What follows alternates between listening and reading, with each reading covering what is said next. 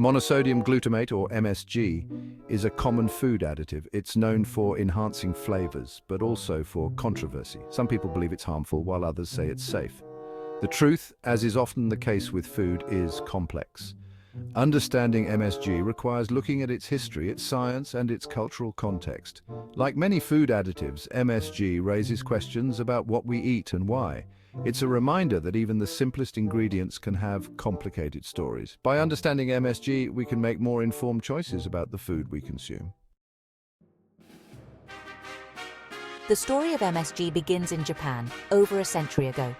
A scientist named Kikunai Ikeda was intrigued by the savory taste of kombu, a type of seaweed. He wanted to know what made it so delicious. Through careful experimentation, Ikeda isolated the source of this savory flavor, glutamic acid. This amino acid, naturally present in many foods, was the key to the taste sensation he called umami. Ikeda then created a stable form of glutamic acid that could be added to food, monosodium glutamate, and so MSG was born. Initially a local Japanese product, MSG quickly gained popularity around the world. Today it's a staple in kitchens and restaurants globally. MSG doesn't have a distinct taste of its own. Instead, it works by amplifying existing flavors, particularly the savory taste known as umami.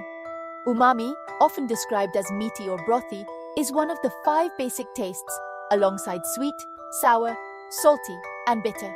When MSG is added to food, it stimulates umami receptors on our tongues. This enhances the savory notes already present, making the food taste richer and more complex. Think of MSG as a volume knob for flavor. It doesn't change the song, but it can make it more enjoyable by bringing out the best parts. MSG and health: separating fact from fiction. In this section, we will delve into the controversies and scientific findings surrounding MSG, a common food additive that has sparked much debate over the years. MSG, or monosodium glutamate, has been the subject of much debate and misinformation. It is often used to enhance the flavor of foods, but its safety has been questioned by many. Some people report experiencing headaches, sweating, or numbness after consuming MSG-rich foods. These symptoms can be quite distressing and have led to widespread concern. This collection of symptoms is often referred to as MSG symptom complex. It has been a topic of numerous discussions and studies over the years. However, numerous scientific studies have failed to establish a clear link between MSG and these symptoms. Researchers have conducted extensive reviews and analyses, yet the evidence remains inconclusive. The Food and Drug Administration considers MSG to be a safe food additive. They have reviewed the available data and determined that MSG does not pose a significant health risk to the general population.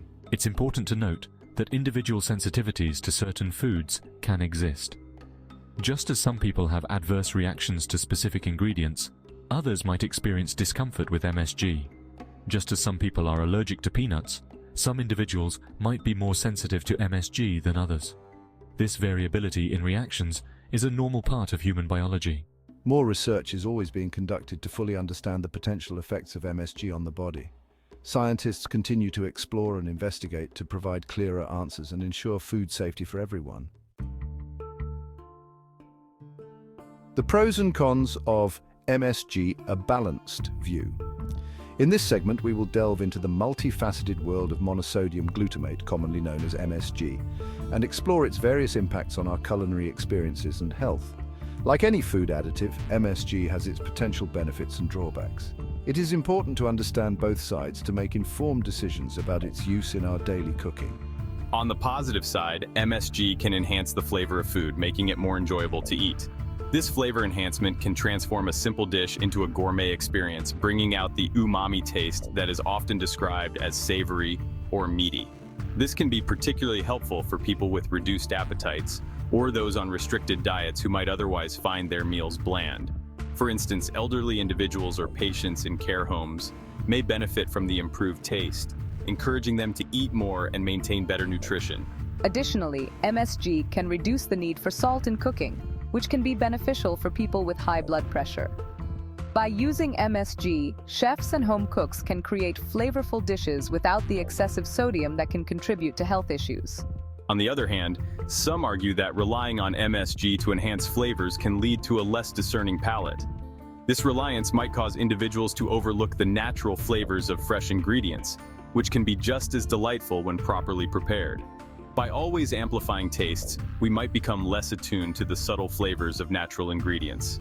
Fresh vegetables, herbs, and spices offer a wide range of tastes that can be overshadowed by the strong umami flavor of MSG. As with many things in life, moderation and balance are key. Using MSG in moderation can enhance our culinary experiences without diminishing our appreciation for the natural flavors of whole foods. It's all about finding the right balance to enjoy the best of both worlds. The importance of informed choices. The debate surrounding MSG, or monosodium glutamate, highlights the importance of becoming informed eaters. This common food additive has been the subject of much discussion and controversy over the years. We should be curious about what's in our food and how it affects our bodies. Understanding the ingredients we consume can lead to healthier choices and a better quality of life. Rather than blindly accepting or rejecting food additives, it's crucial to understand their origins, their effects, and the science behind them. This knowledge empowers us to make decisions based on facts rather than fear or misinformation. Ultimately, the decision of whether or not to consume MSG is a personal one. Each individual must weigh the potential benefits and risks based on their own health needs and dietary preferences.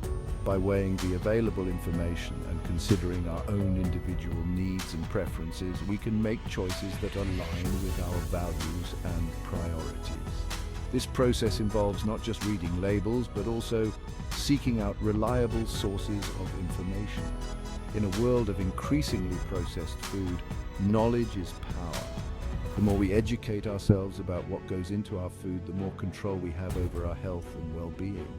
The more we understand about the ingredients we consume, the better equipped we are to nourish ourselves wisely. This understanding can lead to more mindful eating habits and a greater appreciation for the food we eat.